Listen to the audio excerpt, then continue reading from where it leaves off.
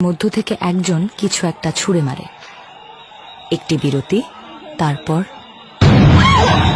পরবর্তী সমস্ত ঘটনার সূত্রপাত এখান থেকে। ঘটনাটি পরিষ্কারভাবে বোঝার জন্য এই ভিডিওটি আরেকটু খতিয়ে দেখতে হবে। ডান দিকে চিহ্নিত করে দেখানো পুলিশ সদস্য উদ্দেশ্যপূর্ণভাবে হেঁটে আসেন। তিনি সৈন্য ও বিক্ষোভকারীদের দিকে ফেরা দুই পুলিশের পেছনে দাঁড়ান। তাকে দেখে মনে হয় তিনি যেন কিছু একটার জন্য অপেক্ষা করছেন। তখনই পেছনে থাকা পুলিশ সদস্যরা এগিয়ে আসতে থাকে। একজন অফিসার তাদের সামনে আসার জন্য হাত দিয়ে ইশারা করতে থাকেন। সামনে অপেক্ষারত পুলিশ সদস্য প্রবেশমুখে পাহারারত সৈন্যদের উপর দিয়ে জনতার দিকে ছুঁড়ে মারেন সেই গ্রেনেড। অস্ত্র বিশেষজ্ঞ একে ডিলে ফিউজড স্টান বা ডিসওরিয়েন্টেশন গ্রেনেড হিসেবে শনাক্ত করেছেন। গ্রেনেডের ফিউজ থেকে সৃষ্ট ধোঁয়ার কুণ্ডলী দেখা যায়। এর 4 সেকেন্ড পরই দেখা যাবে গ্রেনেড বিস্ফোরণ।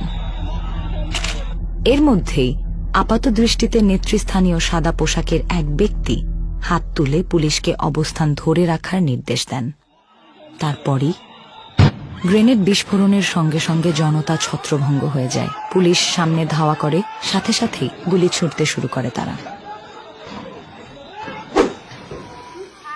7 মিনিট পরের দৃশ্য, আমরা আবার থানার সামনের সড়কে ফিরে এসেছি। বিক্ষোভকারীরা কেউ পালাচ্ছে, কেউ বা ফ্লাইওভারের পিলারের নিচে আশ্রয় নিচ্ছে। এমন সময় গোলাগুলির মধ্যেই থানা থেকে দৌড়ে বেরিয়ে আসে দুজন।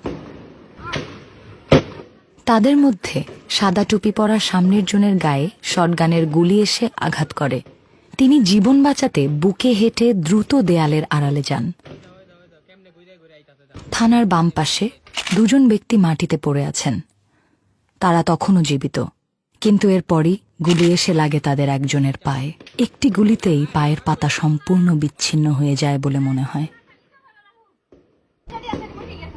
1 মিনিট পর আহতদের নিথর দেহ পাশ কাটিয়ে রাস্তায় নেমে আসে পুলিশ। ফ্লাইওভার পিলারের পেছনে আশ্রয় নেওয়া লোকদের দিকে গুলি ছুটতে থাকে তারা। রাস্তার আরেকটু দূরে অন্যরাও প্রাণ ভয়ে হামাগুড়ি দিয়ে দূরে সরে যেতে থাকে। এই দৃশ্যে পুলিশ সদস্য নিরস্ত্র আটকে পড়া মানুষের উপর গুলি চালাচ্ছেন। অস্ত্র বিশেষজ্ঞ তার বন্দুকটিকে চাইনিজ টাইপ 56 রাইফেল হিসেবে শনাক্ত করেছেন। পুলিশদের দাঁড়ানোর ভঙ্গি আর আচরণে স্পষ্ট নিজেদের ওপর আক্রমণের কোনো আশঙ্কাই তাদের নেই। অবিরাম গুলিবর্ষণ প্রহার চলতে থাকে বেশ কয়েক মিনিট ধরে।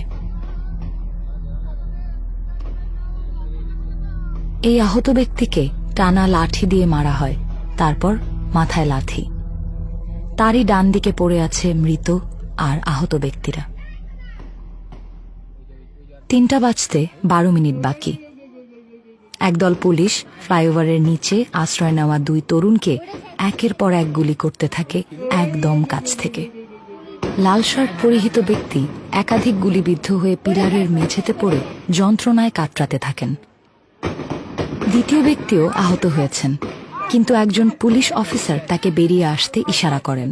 তখন অন্য একজন পুলিশ তাকে বন্দুক দিয়ে আঘাত করলেও প্রথম অফিসার হাতের ইশারায় তাকে পালিয়ে যেতে বলেন এবং সহকর্মীদের গুলি না করার ইশারা করেন।